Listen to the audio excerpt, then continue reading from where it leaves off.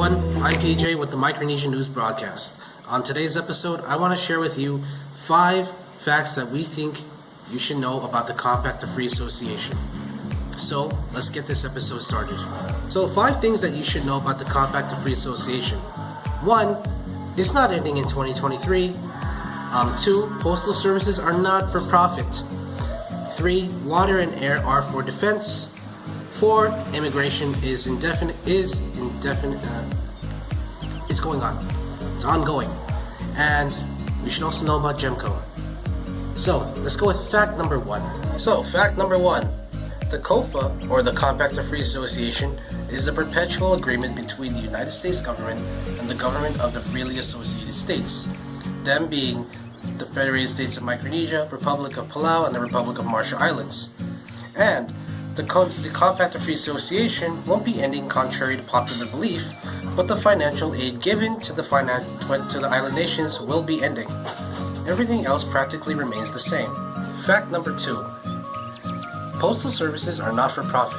You must excuse the noise, that's my little 3-year-old son. So yeah, if you hear anything, that's probably him. So, with regards to fact number 2, according to the Compact of Free Association, the postal services are not to be used in a way that allows the people to profit. For example, if you happen to be selling clothes online and you have to mail your products abroad, don't use the postal service. If you happen to be doing that now, you're probably breaking the law, and you should probably switch to DHL or something else like that. Fact number 3. Water and air are for defense. And no, this is not a scene from 300 where Xerxes sends his emissaries to Sparta and demands earth and water.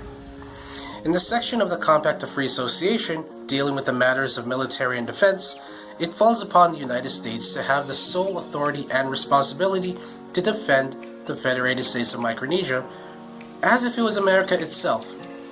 Since the United States has this role, it also has perpetual rule of the airspace and the water around the freely associated states.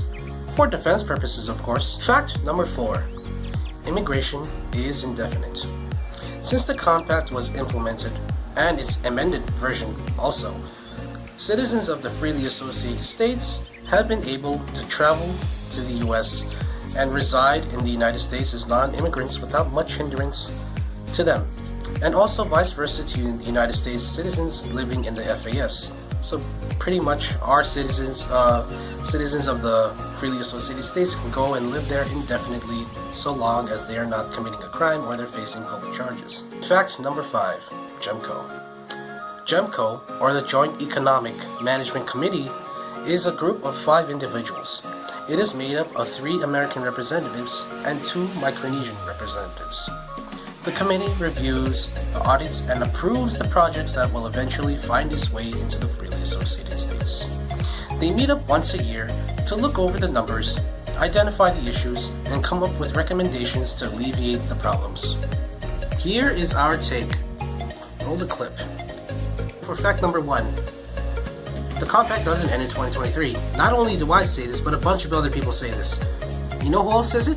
The Joint Committee on Compact Review and Planning, a part of the FSM government. And in a Q&A that they pushed out recently, one of the questions was, does the compact expire in 2023? And the answer was obviously no. Despite contrary belief that, people who like to peddle disingenuous information, or they're just genuinely uninformed. It doesn't end in 2023, and the only things that will be ending are payments to things such as health, education, and infrastructure. Certain things that'll not be ending are immigration, defense, and even Pell Grants for college students. Some things that need to be renegotiated are things for FDIC accreditation for the Bank of FSM, postal services, and including the expiring provisions that are coming up in 2023. The only way the Compact of Free Association could ever end is if both governments come together and agree to do so.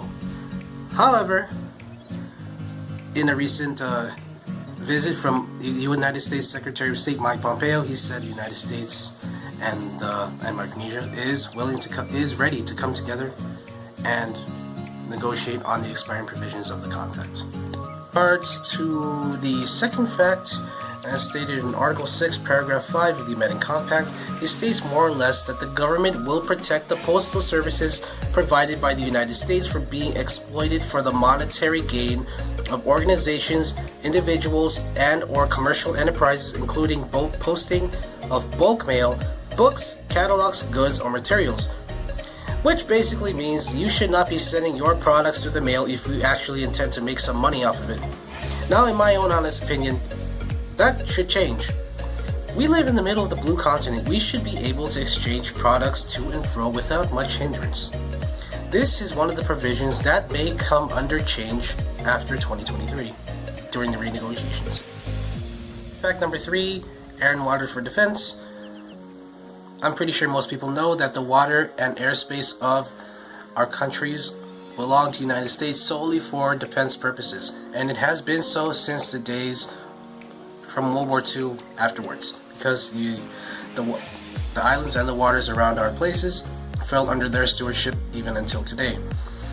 So, I mean, we have a long history. There's Kwajalein Atoll with their missile base. Palau is now putting up sonar radar towers, and also there's the military buildup over in Guam, and even on the other side of the Pacific, not part of Micronesia, but still in the Pacific, Hawaii has a pretty big, significant military buildup. FES citizens will still be able to join the military, and so on and so forth. Number 4, immigration is indefinite.